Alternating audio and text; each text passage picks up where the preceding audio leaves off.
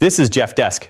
This morning, America, precisely at 10:03 a.m. Eastern Time, the United States Supreme Court released a brief, single-sentence directive that sealed off the last possible avenue for delay in this matter. The application was denied. All 9 justices agreed, with no one dissenting and no accompanying rationale or written opinion provided. Simply those 2 words brought an end to extended efforts to maneuver through the courts. This decision came exactly 3 days after Melania Trump's attorneys submitted a proffer agreement to federal prosecutors, a formal filing detailing the information she is ready to share in return for possible immunity from charges. These 2 major developments, separated by just 72 hours, point clearly to careful planning and alignment.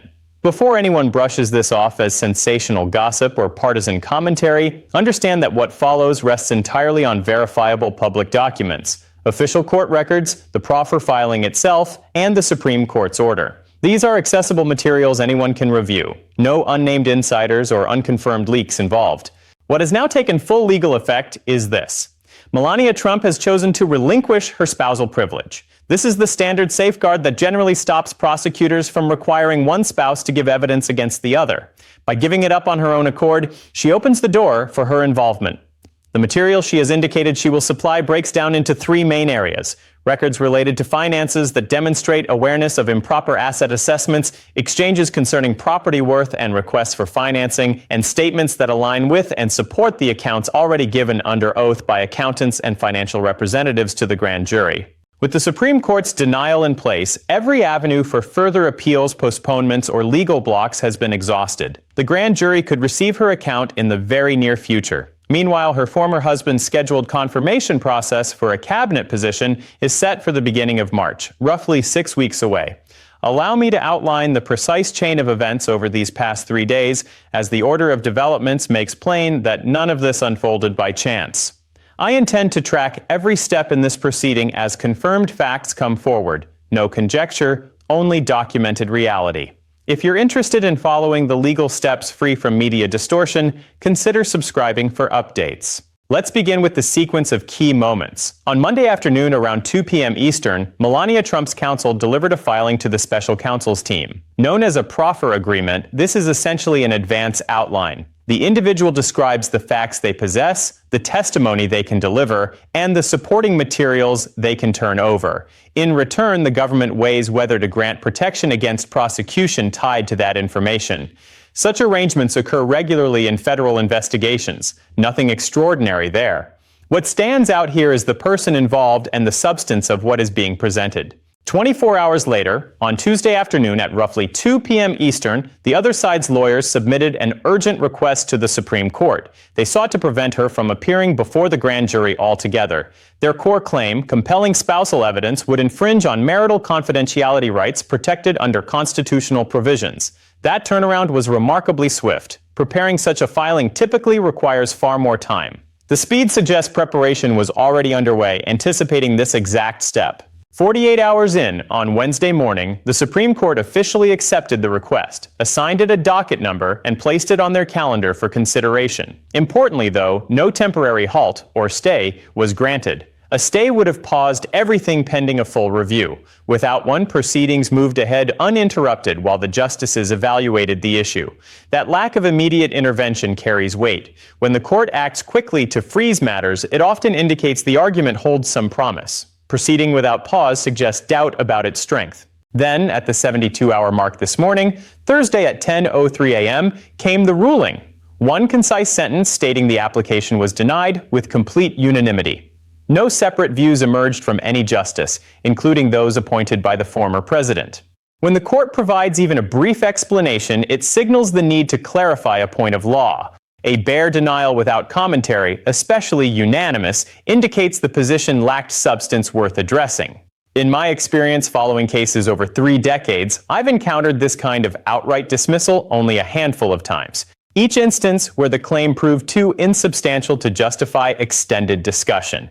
That completes the rapid timeline. Proffer submitted Monday, urgent appeal lodged Tuesday, acceptance without pause on Wednesday, outright denial Thursday. Now, turning to the contents of that proffer agreement, the evidence outlined there carries far greater implications than surface reports suggest.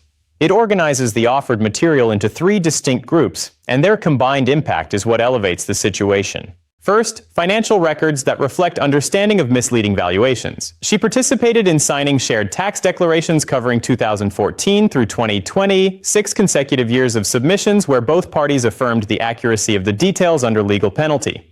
Those filings depend heavily on stated asset values, estimates of worth, revenue produced, allowable deductions. If values were presented higher to secure favorable financing terms, but lower to minimize tax obligations, that raises issues of deception toward banks and tax officials. Signing jointly exposes both individuals to potential responsibility. The agreement notes her attendance at sessions with financial advisors where these valuations came under review, including inquiries she made about reporting practices, details now supported by accessible email correspondence. Second, various forms of correspondence. This includes text exchanges with the other party regarding asset figures ahead of lender discussions, messages to accountants expressing unease over differences in representations to financial institutions versus tax filings, and even captured telephone discussions. Recorded ones addressing specific property assessments in connection with borrowing requests. In federal matters, properly obtained recordings, following relevant consent rules, hold strong evidentiary value. Since they appear in the proffer, authorities have evidently confirmed their legitimacy. Third, supporting statements from other witnesses. She is positioned to affirm the details accountants have already shared with the grand jury, to back up banker accounts provided under oath, and to confirm pressures reported by evaluators to adjust figures upward. In building federal cases, layered confirmation strengthens everything. One person's account of a discussion involving improper figures is compelling. A second confirming the same event adds weight. Documents from that event showing the discrepancies create an overwhelming body of proof that's challenging to refute. At the heart of this filing lies a profound shift, the explicit waiver of spousal privilege. Normally, the law shields spouses from compelled testimony to preserve marital confidence, yet that protection belongs to the potential witness, who may choose to set it aside. The proffer contains clear wording. The privilege is relinquished for everything addressed herein. This stems from her decision, not external compulsion. Such voluntary cooperation has appeared before, in prosecutions of organized crime where partners testified to limit their own risk, or in major corporate misconduct cases where shared financial liability prompted disclosure. What distinguishes this instance is its occurrence involving someone who once occupied the nation's highest elected position with direct offers of records, messages, and accounts that bear on alleged federal offenses. The Supreme Court's swift and complete rejection becomes clearer when examining the arguments raised in the emergency appeal and why they collapsed against established standards. The initial claim asserted that spousal evidence infringed on privacy rights tied to the Fifth Amendment. Yet Supreme Court rulings spanning over a century, including the controlling 1980 decision in Trammell v. United States, established that the privilege rests with the witness spouse. That person decides whether to invoke or waive it. The other party holds no veto. This principle remains intact across all federal circuits. The second contention alleged the proffer resulted from improper pressure or intimidation, rendering any cooperation involuntary. However, an attached sworn statement from her counsel declares she made the initial outreach to prosecutors, suggesting terms and reaching agreement without any subpoena or coercive measures. Courts assess voluntariness by asking whether threats of charges loomed or independent wrongdoing was leveraged. Here, the record shows proactive initiative from her side, eliminating coercion arguments. The third point warned that permitting this would erode marital protections broadly. But the law already accommodates voluntary testimony by spouses, as settled decades ago. The appeal effectively sought a special carve-out based on circumstances, something the court does not grant. Equal application of rules prevails. Thus, the bare denial, unanimous and unexplained, reflects arguments so lacking in foundation that they warranted no elaboration. Emergency relief from the Supreme Court demands demonstration of unavoidable damage and strong prospects for prevailing. Neither threshold was met. Ordinary testimony advances justice, and prevailing would require disregarding long-standing precedent no justice appeared inclined to do.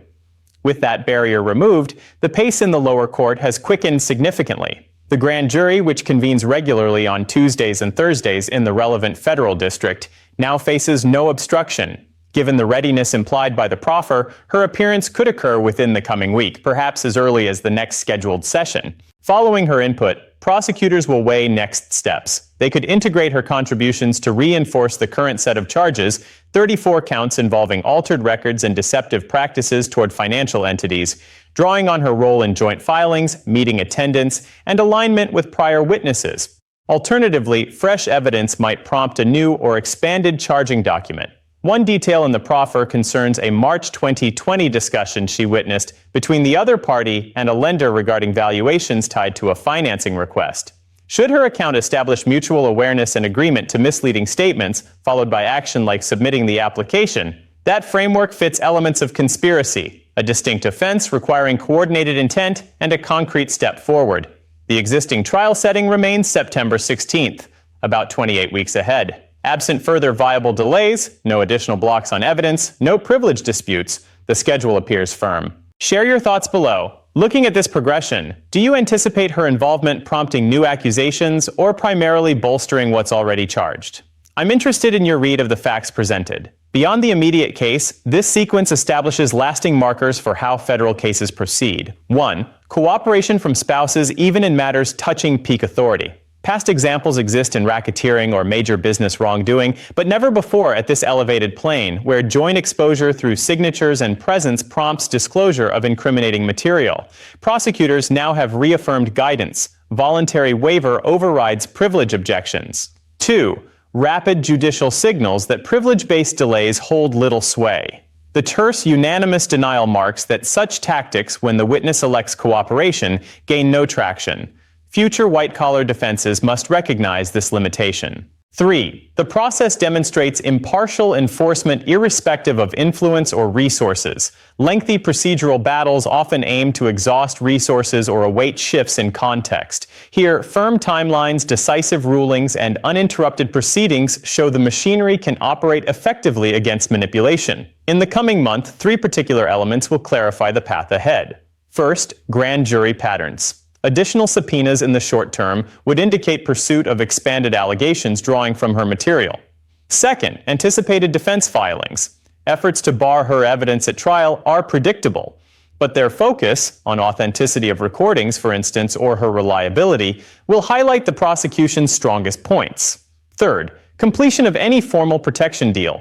The proffer initiates, a binding cooperation contract follows, detailing obligations and safeguards, full, limited, or testimony-specific immunity. The court declined to elaborate because the principles were settled. Privilege yields to choice, evidence proceeds, and no individual stands beyond legal reach, regardless of position, connections, or maneuvering. Subscribe to stay current through the resolution of this matter. Let me know in the comments which of those upcoming developments you view as most pivotal: grand jury moves, defense challenges, or the finalized agreement.